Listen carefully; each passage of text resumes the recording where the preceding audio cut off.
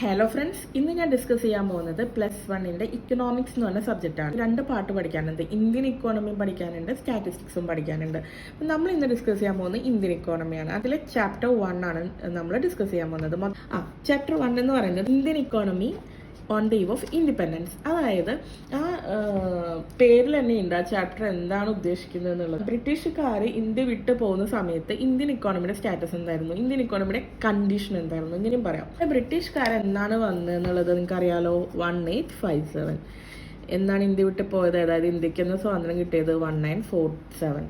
അതായത് ഒരു 200 വർഷത്തോളം അവരിവിടെ ഭരിച്ചിരുന്നു. 1857 മുമ്പ്, അതായത് നമ്മളൊന്നെങ്കിൽ ബിഫോർ ബ്രിട്ടീഷ് റൂൾ അല്ലെങ്കിൽ pre British rule, before the advent of British rule, ഇങ്ങനെയൊക്കെ ക്വസ്റ്റ്യൻ വരാം. അതായത് ബ്രിട്ടീഷ് റൂള് വരുന്നതിന് മുമ്പ് ഇന്ത്യയുടെ അവസ്ഥ എന്തായിരുന്നു, അതായത് 1857 മുമ്പ് ഇന്ത്യയുടെ അവസ്ഥ എന്തായിരുന്നു, അതാണ് നമ്മളിന്ന് ഡിസ്കസ് ചെയ്യാൻ പോകുന്നത്. ഓക്കെ, മനസ്സിലായല്ലോ. ഞാൻ പോയിന്റ് വൈസ് ആയിട്ട് പറയാം. ഇവിടെ പോയിന്റ് വൈസ് ആയിട്ടാണ് കൊടുത്തിട്ടുള്ളത്. ഡീറ്റെയിൽ ആയിട്ട് നിങ്ങൾക്ക് നോട്ട്സ് വേണമെങ്കിൽ ഞാൻ അടുത്ത ക്ലാസ്സിൽ അപ്ലോഡ് ചെയ്യാം. നോട്ട്സ് മാത്രമായിട്ട് ഞാൻ അപ്ലോഡ് ചെയ്യാം.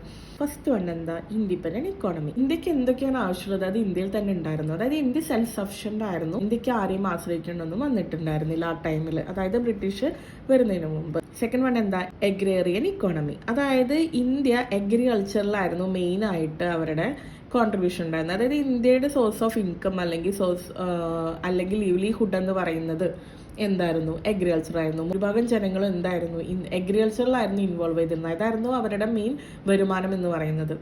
ഇതാണ് സെക്കൻഡ് പോയിന്റ്. ഇനി തേർഡ് പോയിന്റ് എന്താ, വെൽ നോൺ ഹാൻഡിക്രാഫ്റ്റ് ഇൻഡസ്ട്രി. അതായത് ഇന്ത്യ അഗ്രികൾച്ചറിൽ മാത്രമല്ല ഹാൻഡിക്രാഫ്റ്റ് ഇൻഡസ്ട്രിയിലും അവർ വേൾഡ് വൈഡ് മാർക്കറ്റ് അവർക്കുണ്ടായിരുന്നു. അതായത് സിൽക്ക് ടെക്സ്റ്റൈൽസ്, കോട്ടേജ്, അതുപോലെ ഈ പ്രഷ്യസ് മെറ്റൽസ്, ഇവർക്ക് നല്ലൊരു മാർക്കറ്റ് ക്രിയേറ്റ് ചെയ്യാൻ പറ്റിയിട്ടുണ്ടായിരുന്നു. അതായത്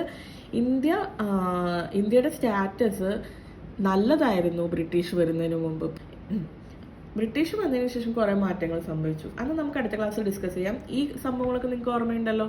ഈ 3 പോയിന്റ്സ് ഓർത്ത് വയ്ക്കുക. Independent economy, agrarian economy, well known for handicraft industries. ഈ 3 പോയിന്റ് ഇമ്പോർട്ടൻ്റ് ആണ്. ചിലപ്പോൾ ക്വസ്റ്റ്യൻ ചോദിക്കാം.